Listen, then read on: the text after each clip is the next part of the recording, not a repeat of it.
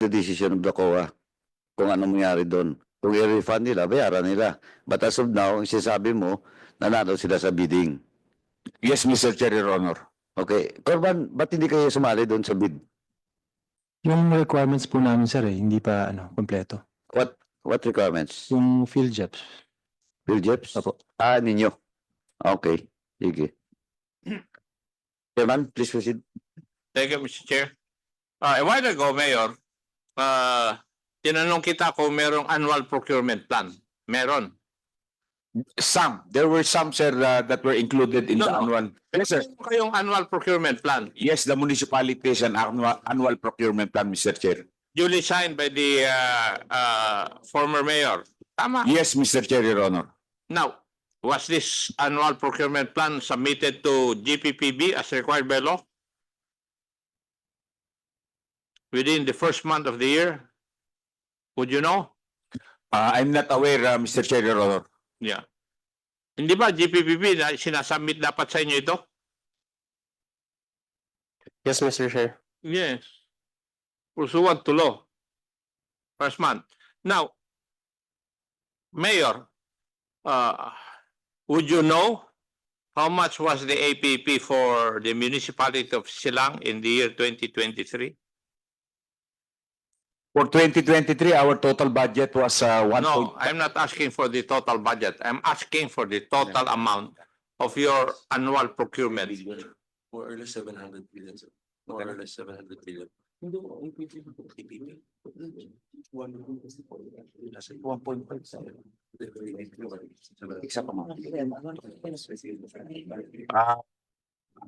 cannot recall the exact amount, Mr. Chair, Your Honor. I will tell you, pursuant to records, it is in the amount of 461,747,500 for the year 2023.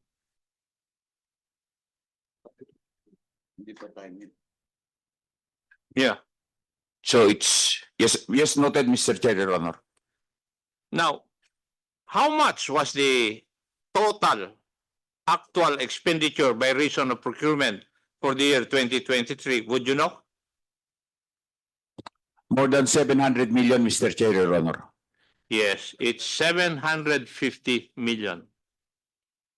In other words, mas malaki yung actual expenditure for your APP.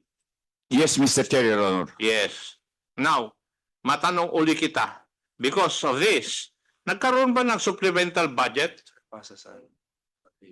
for the 2023 APP to support yung additional procurement beyond the approved amount of 461.747 million? Sir, may I request that the Sangguniang Bayan Secretary answer that question, sir, Mr. Chair? Mr. Chair. Please proceed. Mr. Chair, we will check our records per supplemental budget. Anak ng tinapay, ako ang magtatanong ako ang nag-research. Kayo na dapat sumagot hindi nyo alam. Samantalang ako, hindi naman ako taga Cavite, taga Rizal ako. Mr. Chair, we per our records we have already submitted to Kaya nga, nakasabit kayo, kaya nga tinatanong kayo. Yes, Mr. Madam. Chair. Yung mga tanong ko naman galing sa mga documents na pinadala ninyo Yes, Mr. Chair. dapat mas alam ninyo. O tama yung sagot ni Mayor, more than 700 million, 750 million ang nakalagay sa records na sinabit ninyo. Di ba? No, kasi ang tanong ko, merong sobra Nagkaroon ba ng supplemental budget? Meron. Meron. May sinabit ka kayo dito Yes. O ba't kayo hindi niya Ano matandaan? sagot dun? Yes. Yes, One sir. supplemental budget was approved by former mayor. Ano na.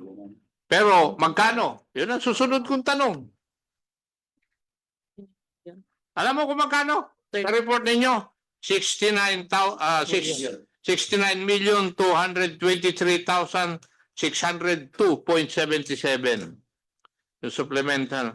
Ay. Now, ang tanong ngayon, saan nanggaling yung sobra pa sa ginastos ninyo na budget? Sir, I think the former municipal accountant was here. Can hindi ba si Keisha? Is the former municipal accountant? Municipal accountant? She's absent, sir. What's the name of the former municipal accountant, Mayor? Si Keisha Ann Miranda, she's absent today, sir. I still working in the municipality. No, sir. She pays suspension per ruling of ombudsman. So suspended siya. Dismissal, sir. Dismissal. Dismissal din. O, Comsec, naimbitahan ba natin yung former municipal accountant? Yes, Mr. Chair, she was sent an email last November 27 this year. Keisha Ann Veranda, the former municipal. Bakit wala daw siya? Acknowledge. Unfortunately, sir, she's not present today. Why? We have not received any excuse. So, the show cause order should be issued. Di ba na ako? Mr. Chair, may I move that we issue a show cause order to the former municipal accountant for being absent in today's hearing after being invited? So move, Mr. Chair.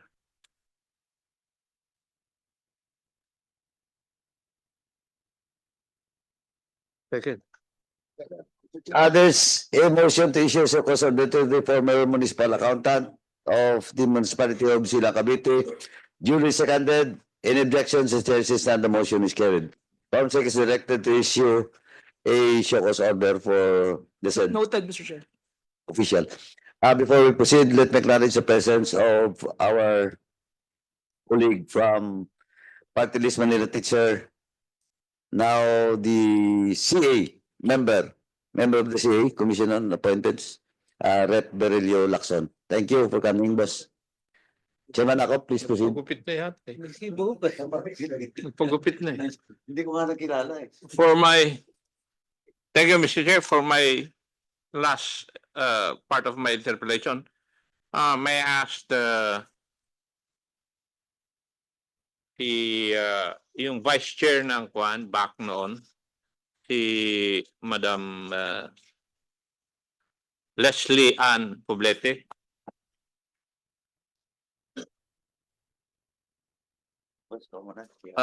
Madam Poblete. Now, ito po, simple lang yung sagot dito, yes or no. Now, can you confirm that the procurement process followed all legal and procedural requirements as stipulated by Republic Act 9184 doon sa mga bidding na kinundak ng BAC noong panahon na yan? Can you confirm na sinunod nyo yung procurement process? You're under oath. Yes, Your Honor. With regards to regular bidding, we follow the procedure. However, based on the previous hearings we had, the small value procurement, we do not follow the procedure. Pakiulit po yung last portion. Since it is admitted already in the previous hearing by our Mayor Attorney Kevin, in the small body of procurement, we failed to follow the procedure by No. Ano po ang sinabi ng mayor po ninyo? we have the late posting. Ano? We have the late posting in the PhilJobs. The event Hindi ko po makuha yung inyong kasagutan eh. with regards to small value procurement that is included in the case, Included in the case filed in the ombudsman po. So, We have the late posting of in the PhilJobs. so in other words, you confirm na hindi nyo sinunod yung procurement process to the letter. Yes po. Yes, Mr. Chair. So, you also confirmed that there were deviations made that you did during the procurement process. Nag-deviate kayo dun sa mga rules. I believe there was. There was. Thank you. Now, may I know, during the bidding process which you conducted, how were the bids evaluated? And who was involved in the evaluation process? Pwede po bang malaman?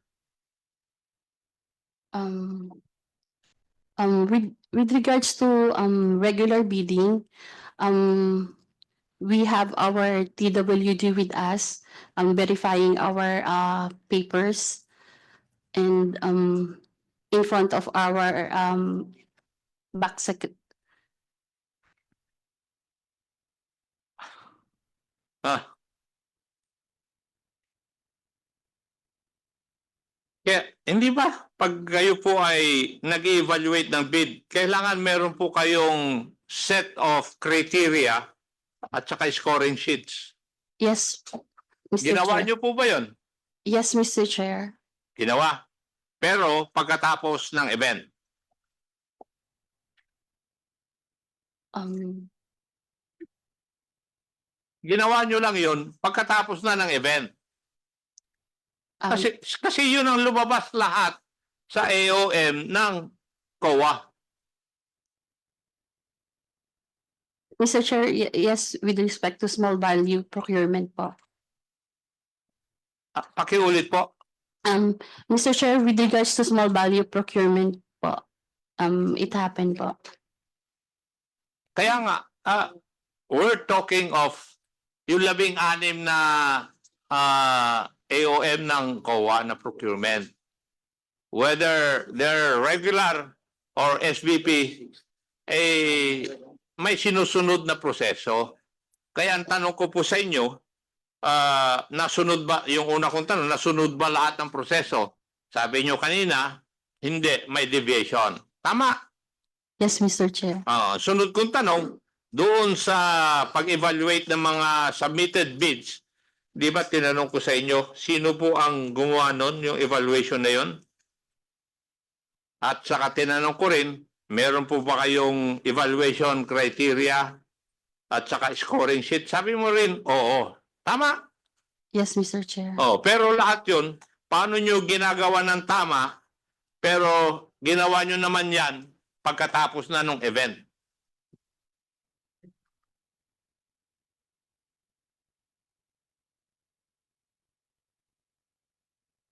Di ba? Kasi ginawa nyo lang yung process of procurement para lang i-justify yung nagawa nyo na eh. Payag po ba kayo ron? Na gano'n na nangyari? Mr. Chair. Yes, Mr. Chair. Yes. Yes, ang sagot po ninyo? Yes, Mr. Chair. Yes. Yung bang communications ninyo with the supposed to be bidders, na document po ba yun? Hindi rin. Yes, ma'am. With regards to communication with the bidders, we have our back secretariat who's assisting us. Yeah, pero nagawa niyo po ba? Yun lang po ang tanong ko. Yes po. Yes. Ang nag-file ng bid kasama na yung favored na supplier or contractor ninyo dahil nakapag-supply na siya eh. Di ba? Ibig sabihin, alam nyo na yung nanalo eh. Kasi siya na nga ang gumawa eh. Would that be correct?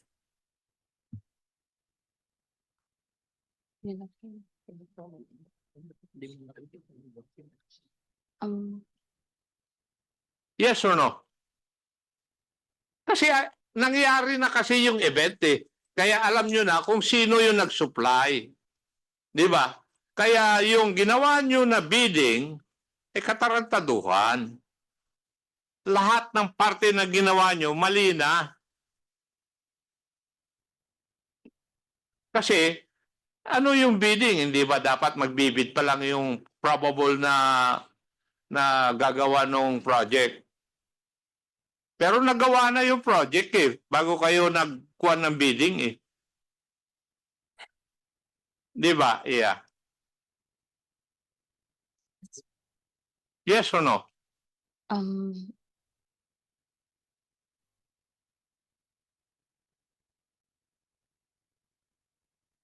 Nahirapan ka dahil wala nagsimula ka sa mali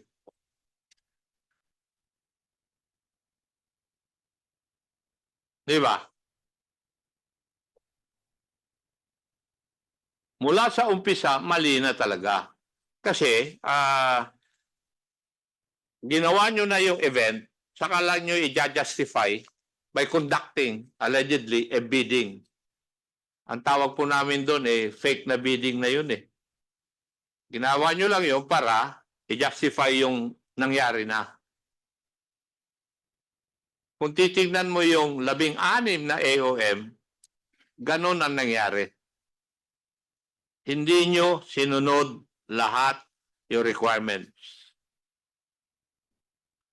Kaya po kayo ngayon nagkakakaso. Madam, would you agree? yes, Mr. Chair. Thank you. Thank you, Mr. Chair. Thank you, Chairman Akop. Before I recognize Kong Riola, ma'am, ganito lang po. Kasi alam niyo naman po na-implement niya, diba? Tapos na Tama? Yes, Mr. Chair. Alam niyo rin na mali. Na-ibid na tapos na yung event. Pinagastosan na, may gumastos na private supplier, tapos bingid. Alam niyo na mali. Tama? Yes or no na, ma'am? Yes. Ma'am, please answer yes or no. Alam niyo na mali o hindi? Um, Kasi may sunod ako na tanong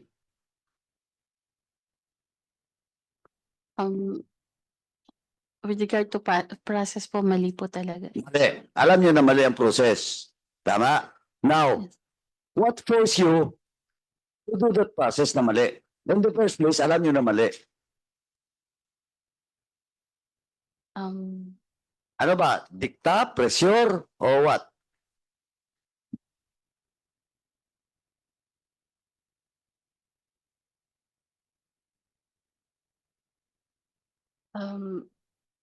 Ano, ma'am?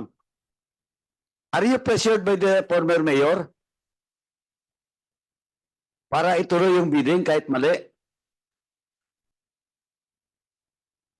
Ma'am, yes or no lang. Kung hindi kayo na-pressure, the buck stop on you.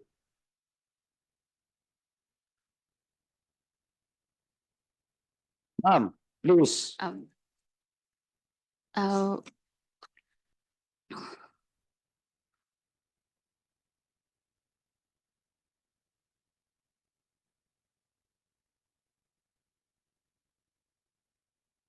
Walang pressure. Hindi kayo pinersa. Kahit alam niyo na mali.